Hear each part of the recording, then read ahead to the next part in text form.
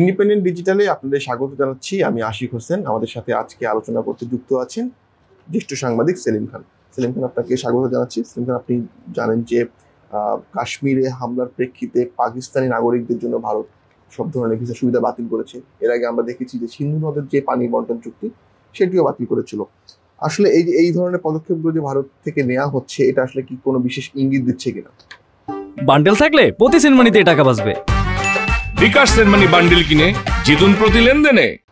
প্রথম জিনিস হচ্ছে যে কাশ্মীরের পহেলগামে যে ঘটনাটি ঘটেছে, যে 26 জনকে জঙ্গিরা বা সন্ত্রাসবাদীদের গুলিতে 26 জন নিহত হয়েছে, ঘটনাটি অতীব দুঃখজনক এবং নিন্দনীয়। এ বিষয়ে কোনো সন্দেহ নেই।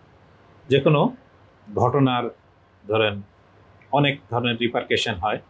এখন আমি যদি বলি যে আজকে যদি আপনি কলকাতার একটা বড় দৈনিক, সবচেয়ে বড় দৈনিক আনন্দবাজার পত্রিকার হেডলাইন হচ্ছে হানার পরে বজ্র আটুনি, তার মানে ঘটনাটা ঘটে গেছে, এখন আপনি অনেক ব্যবস্থা নিচ্ছেন। কিন্তু আসলে হওয়া উচিত ছিল যে এই ঘটনাটা কীভাবে ঠেকানো যায় সেইটাই হওয়া উচিত ছিল লক্ষ্য। সেটা না হয়ে মানে আপনি প্রোঅ্যাক্টিভ না হয়ে রিঅ্যাক্টিভ হচ্ছেন। এখন আপনি ধরেন পাকিস্তানের সঙ্গে পাকিস্তানকে দায়ী, ভারত সরকার খুব স্বাভাবিকভাবে পাকিস্তানকে দায়ী করছেন। পাকিস্তানের সঙ্গে সব ধরনের চুক্তি বাতিল, পাকিস্তানিদের ভিসা বন্ধ, এমনকি ভিসা নিয়ে যে পাকিস্তানিরা আছেন তাদেরকে 48 ঘন্টার মধ্যে ভারত ত্যাগের নির্দেশ দেওয়া হয়েছে।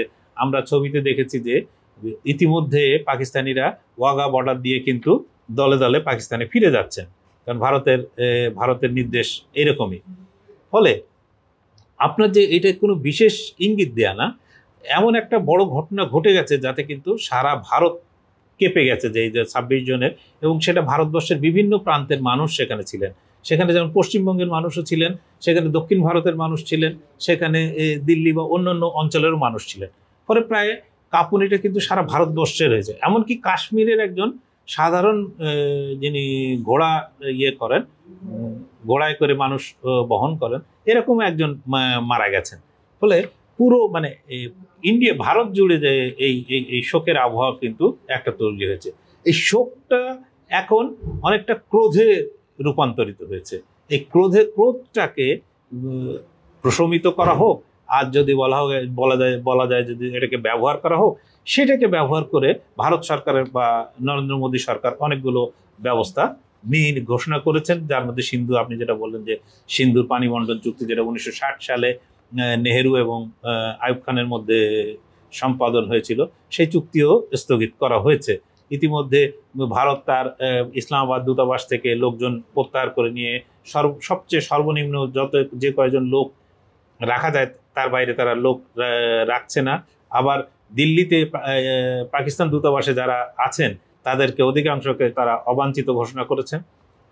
ফলে এইরকম একটা মানে কি বলবো, দুই দেশ একটা মুখোমুখি অবস্থানের মধ্যে চলে এসেছে দীর্ঘদিন বাদে। এবং আপনার এখানে বলে রাখা ভালো যে 2019-এ আপনার পুলওয়ামায় যে জঙ্গি হামলায় সিআরপিএফ জওয়ান, প্রায় 45 জন সিআরপিএফ জওয়ান মারা গেছিলেন, তারপরে এই ধরনের 26 জন মারা যাওয়ার মতো বড় ঘটনা কিন্তু এই প্রথম ঘটলো। ফলে ভারত জুড়ে, এবং এরা প্রত্যেকে যারা মারা গেছেন তারা কিন্তু সিভিলিয়ান, সাধারণ নাগরিক যারা বেড়াতে গিয়েছিলেন। ফলে ভারত জুড়ে যে এক ধরনের ক্রোধ এবং তাদের যে ক্ষোভ, এটা হবে, এটা খুবই স্বাভাবিক।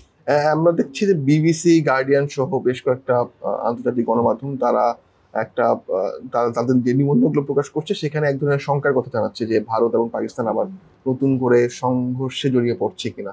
আপনার কাছে কি মনে হয়, এই ধরনের কোনো গ্রাউন্ড কি তৈরি হয়েছে? এখানে ধরেন দুটি কথা। এক হচ্ছে যে ভারত এবং পাকিস্তানের মধ্যে কখনো মানে সাম্প্রতিক অতীতেও কখনো বন্ধুত্বপূর্ণ সম্পর্ক ছিল না, খুব বেশি বন্ধুত্বপূর্ণ সম্পর্ক তাদের মধ্যে নেইও। ফলে আপনার ভারতের সঙ্গে মানে তাদের এই যে ঘটনার পরে ভারত যে ব্যবস্থা নিচ্ছে বা পাকিস্তান যে ব্যবস্থা নিচ্ছে, তার মধ্যে যে বিরাট নতুনত্ব আছে এমন কিন্তু কিছু না। এটা নতুন কিছু না, এটা ওই বলছি 2019-এর ঘটনার পরেও কিন্তু এই ধরনের ঘটনা ঘটেছিল, যখন পাকিস্তানের আকাশ সীমা ভারতের জন্য বন্ধ করে দেওয়া হয়েছিল, বা ভারত সরকারও নানা ধরনের ব্যবস্থা নিয়েছিল।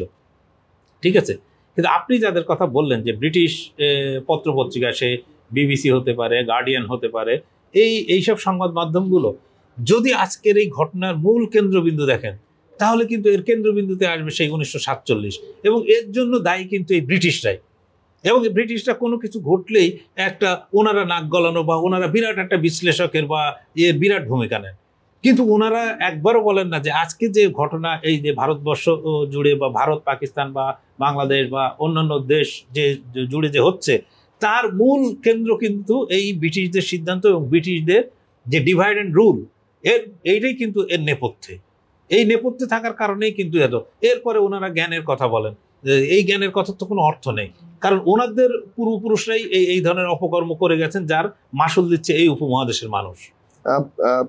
ভারতের যে নানান রকম পদক্ষেপ নেওয়া হলো, এর প্রেক্ষিতে পাকিস্তান কি কোনো পাল্টা ধরনের পদক্ষেপ নিয়েছে? হ্যাঁ, পাকিস্তানে আজকে ন্যাশনাল সিকিউরিটি কমিটি, এটা এনএসই বলে পাকিস্তানের, এনএসসি, ওই এনএসসির আজকে বৈঠক ছিল। এনএসসির প্রধান হচ্ছেন প্রধানমন্ত্রী শাহবাজ শরীফ, তার ইয়েতে সেখানে উপস্থিত ছিলেন তাদের প্রতিরক্ষা মন্ত্রী, পররাষ্ট্রমন্ত্রী, তার স্বরাষ্ট্রমন্ত্রী, এরপরে আর সেনাপ্রধান, তারপর ন্যাশনাল সিকিউরিটি অ্যাডভাইজার, এরকম গুরুত্বপূর্ণ লোকেরা এই কমিটির সদস্য, এবং তারা সেখানে উপস্থিত ছিলেন।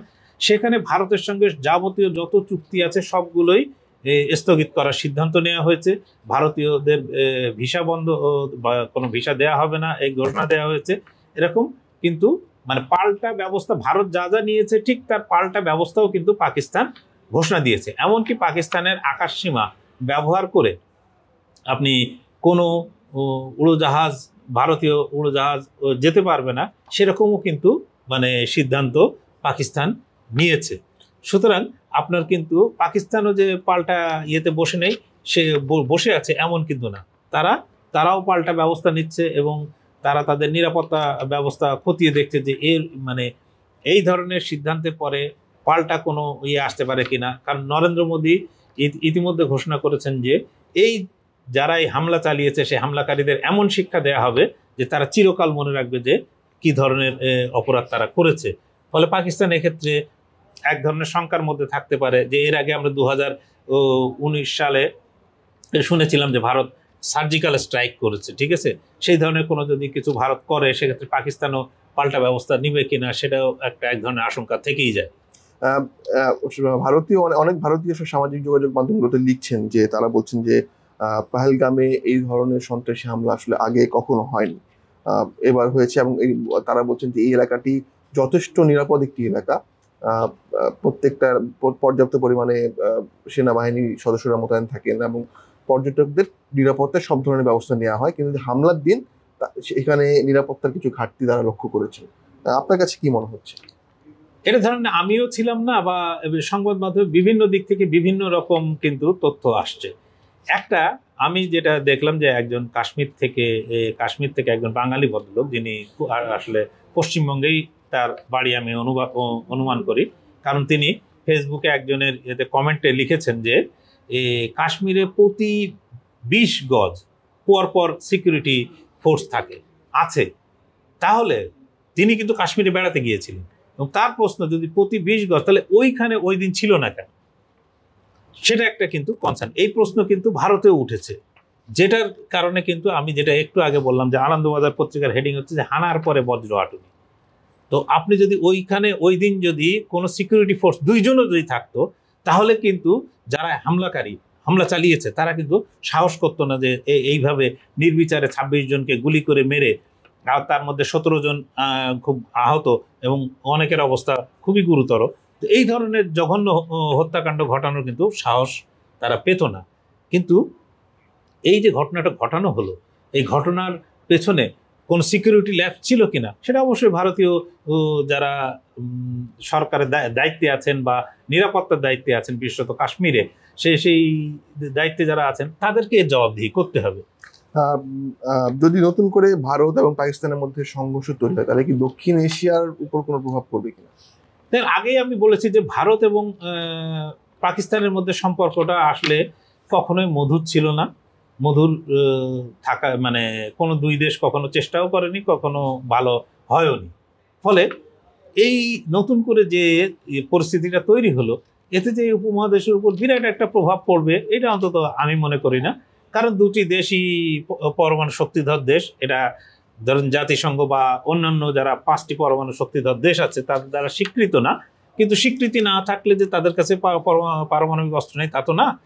কিন্তু ফলে তাদের মধ্যে সংঘাত যে বিরাট একটা ইয়েতে রূপ নেবে, যুদ্ধে বা সংঘর্ষের রূপ নেবে, এই রকমটা আসলে আমার অন্তত মনে হয় না। যে কিন্তু দুই পক্ষই যেটা করবে সেটা হচ্ছে যে একটা কূটনৈতিক টাগ অফ ওয়ার, বিভিন্ন ধরনের ব্যবস্থা নিতে হবে। কারণ একদিকে ভারতের তার জনগণকে জবাবদিহি করার দায় ভারত সরকারের আছে। ফলে ভারত সরকারের যে সারা ভারত জুড়ে যেটা বলছিলাম যে ক্ষোভের সৃষ্টি হয়েছে, সেই ক্ষোভ প্রশমনের জন্য যে তার নাগরিককে বোঝাতে হবে যে তারা যথোপযুক্ত ব্যবস্থা নিয়েছেন এবং তাদের লক্ষ্য হচ্ছে পাকিস্তান। 2 নম্বর হচ্ছে যে আপনার পাকিস্তানের পক্ষ থেকেও এই দায়িত্ব আছে যে ভারত এতগুলো ব্যবস্থা নিল, তাহলে পাকিস্তানের মানুষও জানতে চাইবে যে তাহলে তাদের সরকার কি নিল। ঠিক তাদের সরকারও দেখা যায় পাল্টা ব্যবস্থা ঘোষণা করে তাদের মানুষকে বোঝাতে চাইছে যে শুধু ভারত একা না, আমরাও দেখো কত কিছু ব্যবস্থা নিতে পারি। কিন্তু এইখানে সবকিছুর মধ্যে একটা সমস্যা যেটা তৈরি হয়েছে সেটা হচ্ছে যে ভারত বা পাকিস্তান বা যেখানে বলি যে এই ধরনের হামলাকে একটা সাম্প্রদায়িক রূপ দিয়ে সেটাকে মানে সমাজকে বিভাজিত করার যে একটা প্রয়াস, সেটা কি ভারতে কি অন্যান্য দেশে, সেই প্রয়াসে কিন্তু আরো বৃতাহুতি দেওয়া হচ্ছে যে বিভিন্ন জায়গা থেকে। সেক্ষেত্রে যে নরেন্দ্র মোদী তো এক ধরনের হিন্দুত্ববাদী রাজনীতির সাথে রাজনীতি করেন না, বিজেপিও এটা প্রকাশ্যেই বলে। তো সেক্ষেত্রে নতুন করে কি ভারত জুড়ে কোনো সাম্প্রদায়িক সংঘাত তৈরি হওয়ার সুযোগ আছে কিনা? সেটা দেন যে তারা ভারতে আপনার অধিকাংশ রাজ্যে বিজেপি ক্ষমতায় বা অন্যান্য দল যারা ক্ষমতায় আছে, তারা যদি না চায় তাহলে আসলে কোনো ধরনের সাম্প্রদায়িক সংঘাত তৈরি হবে না বা হবে না। আবার যদি দেখেন যে এইখানে যারা মারা গেছে তাদের মধ্যে একজন হলেও কিন্তু মুসলিম আছে। আবার আজকেই যে ভারত পাকিস্তান যে সীমান্ত, সেখানে কিন্তু দুপক্ষের মধ্যে গুলি বিনিময় হয়েছে এবং সেই গুলি বিনিময়ে একজন মুসলমান সৈনিক কিন্তু নিহত হয়েছেন, যার বাড়ি হচ্ছে পশ্চিমবঙ্গের নদিয়ায়, মানে আমাদের এই যে কুষ্টিয়া মেহেরপুর এর ঠিক উল্টো দিকে। তাহলে আপনার ভারতে এটা তো হিন্দু মুসলিম কোনো যে যারা হামলাকারী বা যারা হামলা চালিয়েছে তাদের যদি ধর্মীয় দৃষ্টিকোণ থেকে বিচার করা হয় তাহলে ভারতবর্ষের মতন একটা দেশ ভুল করবে। কারণ তার কিন্তু 20 কোটির উপরে সেই দেশের মানুষ কিন্তু ধর্মীয় পরিচয় কিন্তু মুসলমান। ফলে একে ধর্মীয় কালার দেওয়ার চেয়ে এইটা যে একটা জঘন্য অপরাধ, এইটাকে যত মানে যারা হামলা চালিয়েছে তাদেরকে শাস্তি বা তাদেরকে আইনের আওতায় আনাটাই হচ্ছে কিন্তু ভারতের মতো বড় দেশের একটা মূল কাজ। এবং এটা কেন ঘটলো তার তদন্ত করে মানে জনসমক্ষে প্রকাশ করা বা অন্তত ভারতবর্ষের মানুষের জন্য প্রকাশ করা, এটা কিন্তু ভারত সরকারের দায়িত্ব। অনেক ধন্যবাদ সেলিম খান, আপনার কাছ থেকে অনেকগুলো তথ্য জানলাম। আজ এই পর্যন্তই, দেখা হবে পরবর্তী আয়োজনে। ইন্ডিপেন্ডেন্ট ডিজিটালের সঙ্গেই থাকুন।